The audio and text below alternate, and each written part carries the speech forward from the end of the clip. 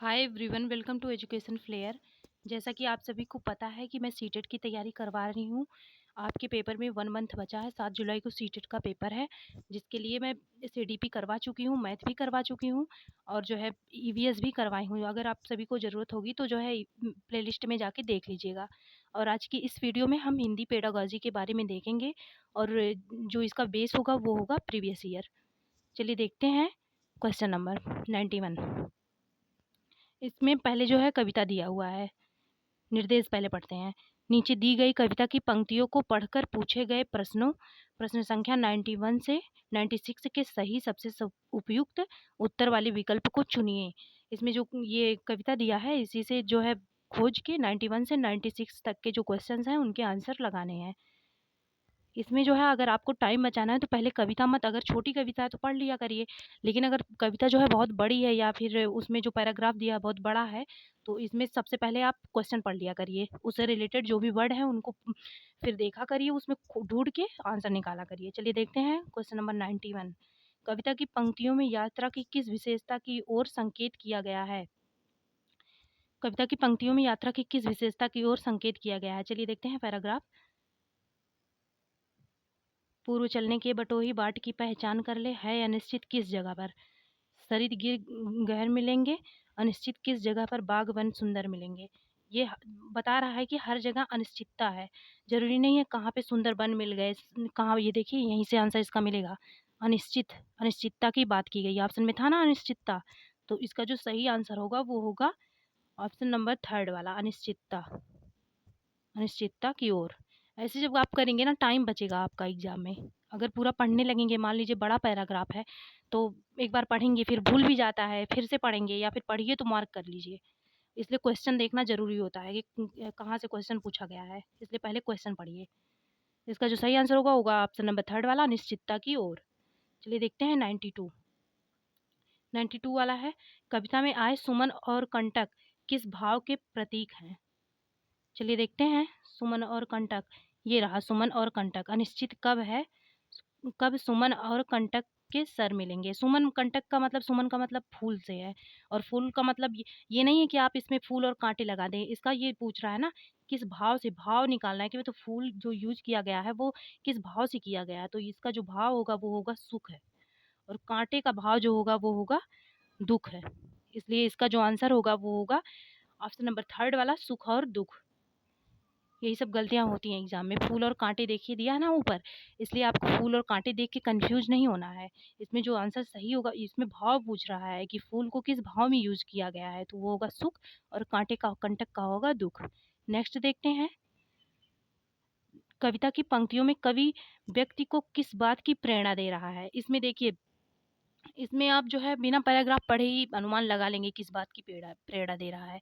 वैसे आप देख लिया करिए एक नज़र में। देखिए चलते हैं कविता की पंक्तियों। हर स्थिति में साहस दिखाने की, पर्वतों को देखकर ना डरने की, ऐसा नहीं है। और जो है ये है 3 वाला, गहरी नदियों से ना डरने की। केवल एक चीज़, पर्टिकुलर एक चीज़ पे नहीं उसने फ़ोकस किया कि केवल पर्वत थी, पर्वत की बात की गई है, पर्वत से ही है। गहरी नदियों की बात की गई है, गहरी नदी, ये गलत है दोनों। और हर स्थिति में साहस दिखाने, ये भी गलत है। इसका जो सही आंसर होगा, इसमें जो भाव प्रेरणा मिल रहा है ना, इसका सही आंसर होगा ऑप्शन नंबर 4 वाला, हर स्थिति में आगे बढ़ने की, हर स्थिति में आगे बढ़ने की। देखिए ये दिया है यहाँ पे, आ पड़े कुछ भी रुकेगा तू ना ऐसी आन कर ले। मतलब हमेशा चलते रहना है, आगे बढ़ते रहना है। ये नहीं है कि मुसीबतों को देख के पीछे मुड़ना है। इस चीज़ की प्रेरणा मिल रही है हमें इससे। चलिए देखते हैं क्वेश्चन नंबर 94। इस जीवन यात्रा में क्या है, किस चीज़ की बात की गई है? कुछ भी निश्चित नहीं है, सब कुछ निश्चित है, ये तो गलत है। कहाँ सब कुछ निश्चित है, क्या होगा आगे? सब और मुश्किलें हैं, ऐसा भी नहीं है। सब और सुख है, ऐसा भी नहीं है कि केवल सुख ही है, केवल दुख ही है। इसका जो सही आंसर होगा वो होगा कुछ भी निश्चित नहीं है। इसमें देखिए अनिश्चितता की बात की गई है, ये देखिए इसमें अनिश्चित कब सुमन कंटकों के सर मिलेंगे। अनिश्चित, यहाँ भी अनिश्चितता की बात की गई है, इसलिए इसका जो सही आंसर होगा वो होगा कुछ भी निश्चित नहीं है। चलिए देखते हैं क्वेश्चन नंबर 95। 95 वाला जो है, नीचे दिए गए शब्दों में से सरित का समानार्थी शब्द कौन सा है? इसमें पूछ रहा है सरित का, और सरिता का आपको पता होगा, सरिता मतलब क्या होता है?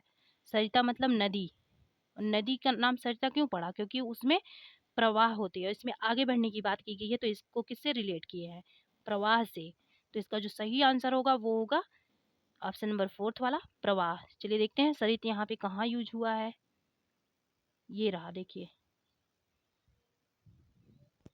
कहाँ गए ये। अनिश्चित किस जगह पर सरित गिर गहन मिलेंगे, समझे? ये है प्रवाह की ओर। इसका जो सही आंसर होगा ऑप्शन नंबर 4th वाला होगा। 96 का देख लेते हैं। अनिश्चित शब्द में कौन सा प्रत्यय आ सकता है? अनिश्चित शब्द में कौन सा प्रत्यय आ सकता है? अगर अनिश्चित शब्द से हम प्रत्यय लगा के कोई शब्द बनाए जिसका जो है अर्थ निकले, मीनिंग हो, तो हम क्या बना सकते हैं? अनिश्चितता। अनिश्चितता, ठीक है, अनिश्चितता बना सकते हैं। ये इसका क्या प्रत्यय हुआ? जो लास्ट में लगता है उसे प्रत्यय बोलते हैं। ता प्रत्यय लगा के इससे शब्द बनाया जा सकता है। इसका सही आंसर होगा ऑप्शन नंबर 4th वाला, ता। इसमें जो होता है ना, 5 से 6 क्वेश्चन पहले ये कविता वाले पैराग्राफ से पूछेंगे, फिर जो है गद्य वाला दे देंगे, इससे भी क्वेश्चन आता है। अब चलिए देखते हैं गद्य वाला जो दिए हैं उसमें क्या है। नीचे दिए गए अनुच्छेद को पढ़कर पूछे गए प्रश्नों, प्रश्न संख्या 97 से 105 के सबसे सही उपयुक्त उत्तर को विकल्प को चुनिए। चलिए देखते हैं। अभी इतना बड़ा पैराग्राफ दिया, अगर आप इसको पेपर में पढ़ने बैठ जाएंगे ना तो बहुत टाइम चला जाएगा, इसलिए टाइम को बचाइए। चलिए देखते हैं, पहले इसमें से क्वेश्चन देखेंगे। गीत कविता के बारे में दिया है, एक बार ऊपर ऊपर से देख लिया करिए किस बारे में दिया है, बस गीत कविता के बारे में। गीत कविता बच्चों के जीवन में रच बस जाए, यह माता पिता को पसंद नहीं है, क्योंकि इससे बच्चे,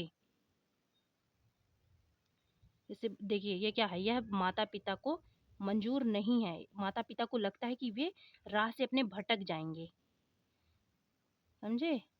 बल्कि वे वैसे करेंगे जैसे माता पिता चाहते हैं। वो क्या कैसा चाहते हैं? वो चाहते हैं जो हम चाहते हैं वो करें बच्चे।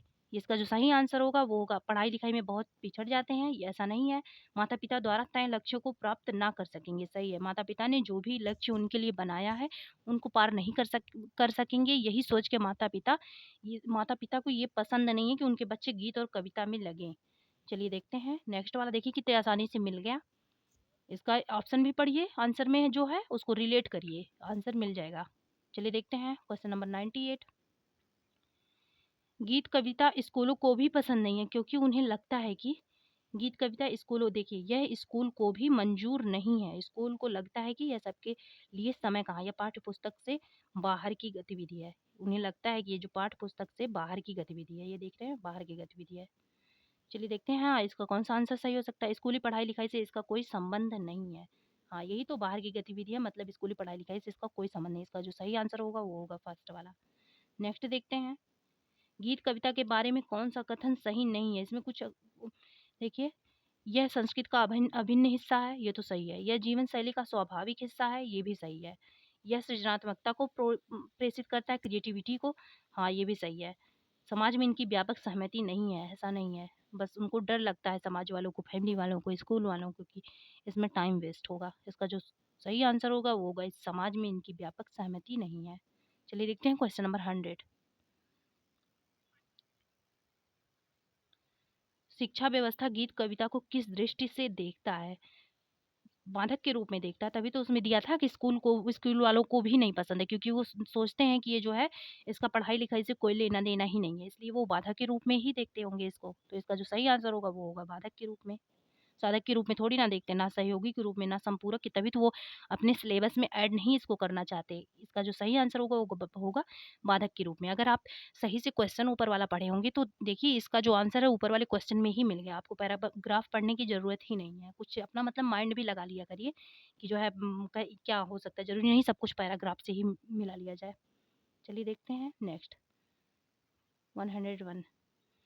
अनुच्छेद के आधार पर गीत कविता के बारे में कौन सा कथन सही नहीं है? अनुच्छेद के आधार पर बताना है कौन सा कथन सही नहीं है। स्कूल और परिवार इनकी इसकी महत्ता को समझ नहीं रहे हैं, इससे बच्चे अपनी राह से भटक जाएंगे, ये बच्चों को शब्दों से खेलने का अवसर देते हैं, ये तो सही है। इनका भरपूर आनंद आनंद भी बच्चे उठाते हैं। बच्चों को शब्दों से खेलने का अवसर भी देते हैं। और ये भी अभी देखो बात की गई थी कि स्कूल और परिवार इसके महत्व को समझते नहीं है। तो इसका जो सही, इसमें गलत वाला पूछ रहा है ना, जो सही नहीं है, तो इसका जो सही आंसर होगा वो होगा ऑप्शन नंबर 2 वाला। समझे? बच्चे अपनी राह से भटक जाएंगे, ये गलत है। चलिए देखते हैं 102। बच्चों के लिए लक्ष्य कौन निर्धारित करता है? अभी दिया ही था कि माता पिता द्वारा जो लक्ष्य निर्धारित किए गए हैं वो बच्चे अचीव नहीं कर पाएंगे, इसलिए माता पिता उन गीत कविता को ऐड नहीं करना चाहते, उनकी लाइफ से बचे रहना चाहते हैं। तो इसका जो सही आंसर होगा वो होगा माता पिता। देखिए कितना पैराग्राफ पढ़ा जा रहा है लेकिन आंसर निकल जा रहा है। चलिए देखते हैं 103 वाला। कविता सुनी सुनाई जाए में कौन सी क्रिया है?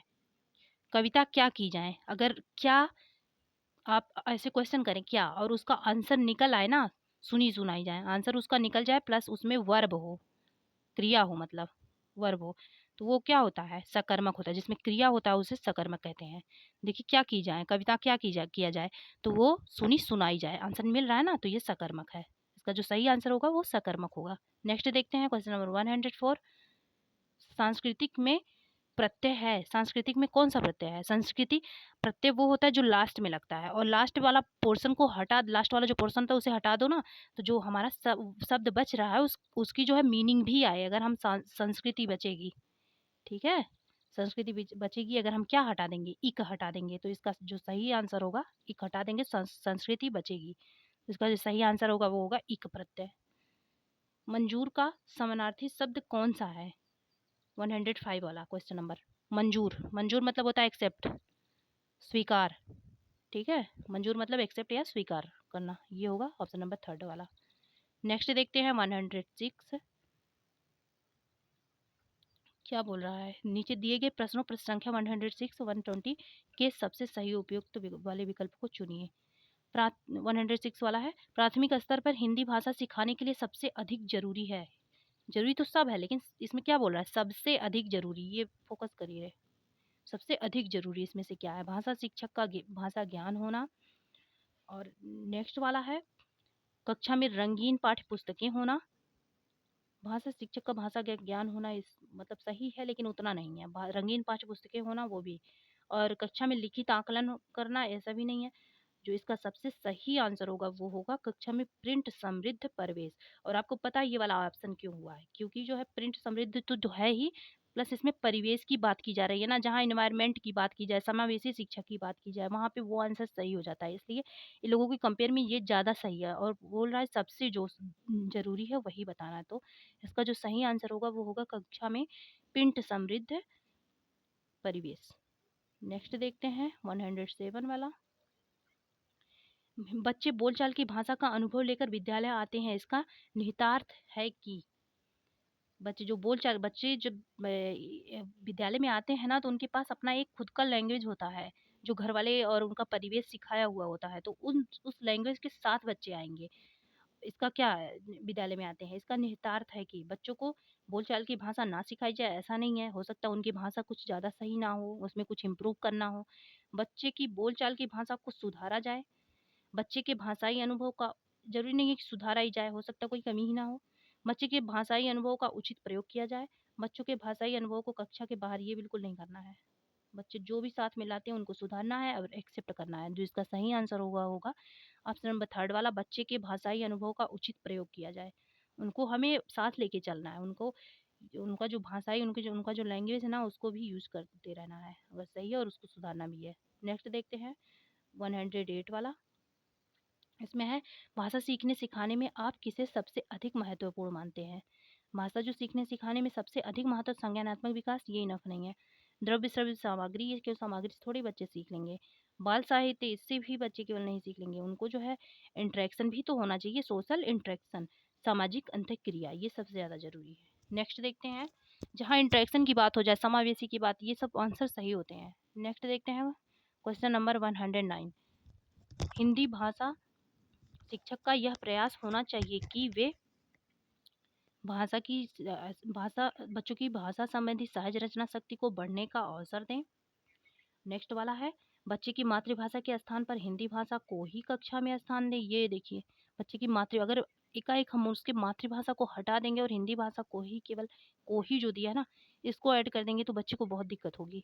बच्चे द्वारा मानक भाषा का ही प्रयोग किया जाए, ऐसा नहीं है कि उसको हम इतना डिसिप्लिन में ला देंगे कि वो मानक भाषा के अलावा कुछ यूज ही ना करें। कोई भाषा। बच्चों को शिक्षाप्रद बाल साहित्य पढ़ने के लिए भरपूर अवसर दें, केवल शिक्षाप्रद बाल साहित्य पढ़ने से नहीं होगा। इसका जो सही आंसर होगा वो होगा हिंदी भाषा सिखाने के लिए जो सबसे ज़्यादा प्रयास होता है वो होता है बच्चे की भाषा संबंधी सहज रचना शक्ति को बढ़ने का अवसर दें। जो सीख रखा है उसी में इम्प्रूवमेंट लाएँ और उसको बढ़ने का अवसर दें। नेक्स्ट देखते हैं 110 वाला। कक्षा 5 के बच्चों के भाषा आकलन के संदर्भ में आप किस सवाल को सबसे कमज़ोर मानते हैं? कक्षा 5 का बच्चा है, उसके भाषा का आकलन करना है, उसके संबंध में आप किस चीज़ को सबसे मतलब किस चीज़ को नहीं करना है? केशव सबसे क्या कहता होगा? कल्पना करके केशव के शब्दों में लिखिए। फिर है, यदि इला तुम्हारे स्कूल में आ जाए तो किन-किन मामलों में परेशानी होगी? अपने दोस्तों ये तो सही है, इसमें देखिए इमेजिनेशन जुड़ा है। इसमें भी केशव सबसे क्या कहता होगा? इमेजिन करो और लिखो। इसमें भी इमेजिनेशन जुड़ा है। बच्चा खुद का माइंड लगाएगा, इमेजिन करेगा, यदि इला तुम्हारे स्कूल में आ जाए, तो उसे किन-किन कामों में परेशानी होगी? बच्चा इसमें भी इमेजिनेशन जुड़ा है। अपने दोस्तों से पूछकर पता करो कि कौन किस बात से घबराता है? इसमें भी एक्टिविटी ज़्यादा है। ईदगाह कहानी में हामिद ने मेले में क्या खरीदा? इसमें एक लिखी-लिखाई फिक्स बातें होंगी, ये फिक्स है। फिक्स बातें होंगी, लिमिटेड वर्ड होंगे, इसमें माइंड भी ज़्यादा यूज़ नहीं होगा, इसलिए ये वाला कम है, कम उपयोगी है ये कमज़ोर है, ये सही सवाल नहीं है। चलिए देखते हैं नेक्स्ट क्वेश्चन नंबर 111। भाषा का अति महत्वपूर्ण प्रकार है, मतलब जो लैंग्वेज होता है उसके लिए सबसे इम्पोर्टेंट क्या होता है? लिसनिंग होता है? नहीं। अक्षर ज्ञान होता है? ये भी नहीं। संलेखन राइटिंग ही थोड़ी ना सब कुछ है। इसका जो सही आंसर होगा वो होगा ऑप्शन नंबर थर्ड संप्रेषण। संप्रेषण मतलब हम अपनी बातों को किसी के सामने रख पा रहे हैं या नहीं, हम अपने भाषा में किसी सामने वाले को के सामने अपनी बातों को रख के उसे समझा पा रहे हैं कि नहीं, सामने वाला मेरी भाषा को समझ पा रहा है कि नहीं। समझे, संप्रेषण का यही अर्थ होता है। तो ये सबसे इम्पोर्टेंट है कि बच्चा अपनी बातों को रख पा रहा है अच्छे से कि नहीं। चलिए देखते हैं 112। सुनने और लिखने की कुशलता का आकलन करने का सबसे अच्छा तरीका होता है। सुनने और लिखने की कुशलता का, इसमें लिसनिंग है और राइटिंग है। इसका क्या करना है? असेसमेंट करना, आकलन करना है। इसका सबसे अच्छा तरीका क्या है? कविता सुनना और शब्दशः लिखना। ऐसा नहीं है कविता सुनो उसे शब्द वाइज शब्द लिखो। कविता सुनकर प्रश्नों के उत्तर लिखना, ये भी नहीं है। और सुनी गई कहानी को अपने शब्दों में लिखना, सुनी गई कहानी को शब्दशः लिखना, ये जो है ना शब्दशः अपने शब्दों में, कविता सुनकर प्रश्नों के उत्तर लिखना, ये सब में किसी और का ही चल रहा है। इसमें जो सही आंसर होगा ऑप्शन नंबर थर्ड होगा, सुनी गई कहानी को, जिसमें देखो इमेजिनेशन जुड़ा होता है। बच्चा खुद का माइंड लगाएगा, खुद के वर्ड लाएगा और लिखेगा, अपने शब्दों में लिखेगा, वो सबसे सही होता है। अभी इसके पहले भी जो क्वेश्चन था उसमें इमेजिनेशन वाले भी ही ज़्यादा सही हो रहे थे। इसमें जो सही आंसर होगा सुनी गई कहानी को अपने शब्दों में लिखना, इसमें बच्चे का माइंड ज़्यादा एक्टिव होगा। 113 है। सार्थक पढ़ते समय कभी-कभी वाक्यों शब्दों की पुनरावृत्ति करता है, यह भाषाई व्यवहार दर्शाता है। ये इस बात को ध्यान दीजिएगा, हमेशा पुनरावृत्ति नहीं करता, हमेशा रिपीट नहीं करता, वो कभी-कभी करता है। चलिए देखते हैं इसका क्या अर्थ है। वह पढ़ने में अधिक समय लेता है, ये गलत है। वह अटक-अटक कर पढ़ सकता है, ये भी गलत है। वह समझ के साथ पढ़ने की कोशिश कर रहा है, उसे लंबे शब्दों को पढ़ने में कठिनाई, ऐसा नहीं है। वो इसमें दिया कभी-कभी, कभी-कभी रिपीट हो रहा है, इसका मतलब वो समझ विकसित कर रहा है, समझ के साथ पढ़ने की कोशिश कर रहा है। और जो जहाँ पे समझ जा रहा है उसको रिपीट नहीं कर रहा, जहाँ पे उसे दिक्कतें हो रही हैं समझने में उसको रिपीट कर रहा है, इसका ये अर्थ है। चलिए देखते हैं 114। हिंदी भाषा में आकलन का उद्देश्य नहीं है। हिंदी भाषा में जो असेसमेंट होता है उसका उद्देश्य क्या नहीं होता है? बच्चों की भाषा प्रगति को अभिभावकों और अन्य शिक्षकों को बताना, बिल्कुल बताएँगे। जो लैंग्वेज डेवलपमेंट हुआ है वो उनके जो है पेरेंट्स को और अन्य शिक्षकों को बताएँगे, ये सही है। भाषा सीखने के संदर्भ में प्रत्येक बच्चे की विशेष आवश्यकता की पहचान करना, हाँ, बिल्कुल करना है। अगर हम नहीं जानेंगे किस बच्चे की क्या आवश्यकता है तो हम उसे लैंग्वेज कैसे सिखा पाएँगे? और जो होगा ये थर्ड वाला भाषा सीखने सिखाने की प्रक्रिया को उन्नत बनाना, ये भी सही है। भाषा बच्चों की भाषागत त्रुटियों को ही पहचान करना, ये नहीं है। जो सही किया उस पे भी फ़ोकस करो ना, ऐसे तो बच्चा जो है नर्वसनेस फ़ील करेगा, केवल आप उसकी कमियों को ही निकालेंगे तो। ये वाला आंसर गलत है, ठीक है? यही वाला उद्देश्य नहीं पूछा, गलत वाला पूछा ना, तो इसका जो सही आंसर होगा वो होगा ऑप्शन नंबर 4th वाला। और आप सभी के लिए आप सभी को पता है 7 जुलाई को पेपर है आपका सीटेट का, इसलिए अच्छे से पढ़िए और पीवाईक्यू के माध्यम से उसको समझिए। अगर पीवाईक्यू पढ़ रहे हैं तो उसको डिटेल एक्सप्लेनेशन करिए और देखिए कि क्वेश्चन कैसे कैसे बन रहा है और कैसे अटेम्प्ट करना है, ये सब ध्यान दिया करिए। तभी जो है वहाँ पे एग्जामिनेशन हॉल में जाके आप गलतियाँ नहीं करेंगे और एक एक वर्ड को ध्यान दे के पढ़ा करिए, जिससे जो है आपको पता ही होगा कि सीटेट में लंबे लंबे क्वेश्चन आते हैं। एक एक वर्ड पे अगर आप ध्यान नहीं देंगे तो जो आंसर होगा तत्काल चेंज हो जाएगा और गलत हो जाएगा। इसलिए इस पे ध्यान लगाया कि जो है पढ़ा करिए। पीवाईक्यू बहुत ज़रूरी है। चलिए देखते हैं क्वेश्चन नंबर 115। आपके विचार से प्राथमिक स्तर पर उत्कृष्ट लेखन कार्य का उदाहरण है। उत्कृष्ट लेखन, एक्सीलेंट राइटिंग, इसका क्या जो है कहाँ गया, कार्य का उदाहरण क्या है, एक्सीलेंट राइटिंग किस पे हो रहा है। छुट्टियां कैसे मनाई जाएं, इस विषय पर अनुच्छेद लिखना। मेरे सपनों का भारत, इस विषय पर अनुच्छेद लिखना। पाठ्यपुस्तक से इतर कठिन शब्दों को, ये तो गलत है, इतर कठिन शब्दों को ये गलत है। किसी आंखों देखी घटना, ये भी गलत है। मेरे सपनों का भारत अनुच्छेद पर निबंध लिखना, एक ही चीज है ये। छुट्टियां कैसे मनाई जाए, इमेजिनेशन नहीं जुड़ा है इसमें, इसमें इमेजिनेशन नहीं जुड़ा है। किसी आँखी देखी घटना का लिखित वर्णन करना, ये सही है। इसमें जो है उसे कोई कहीं अलग से सेंटेंस नहीं मिल रहा है, वो खुद का सेंटेंस डालेगा, इमेजिनेशन भी होगा और जो है उसका दिमाग इसमें ज़्यादा एक्टिव होगा। बच्चे का जो दिमाग होगा इसमें ज़्यादा एक्टिव होगा, इसलिए यही वाला सही है आंसर नंबर 4 वाला। किसी आँखी देखी घटना का लिखित वर्णन करना। नेक्स्ट देखते हैं 116। भाषा सीखने के संदर्भ में कौन सा कथन सही नहीं है। भाषा जो सीखना है ना, लैंग्वेज लर्निंग है, इसके बारे में कौन सा कथन सही नहीं है। चलिए देखते हैं कौन सा कथन सही नहीं है। बच्चों में भाषा अर्जित करने की जन्मजात क्षमता होती है, ये बिल्कुल सही लग रहा है। बच्चों में भाषा अर्जित करने की जन्मजात क्षमता नहीं होती, गलत है। बच्चे विद्यालय आकर ही भाषा सीखते हैं, ऐसा नहीं है। क्या विद्यालय आने से पहले बच्चे कुछ बोलते नहीं, भाषा इसका मतलब सीखे होते हैं। बच्चे बोलना तो शुरू कर देते हैं ना साल भर में ही।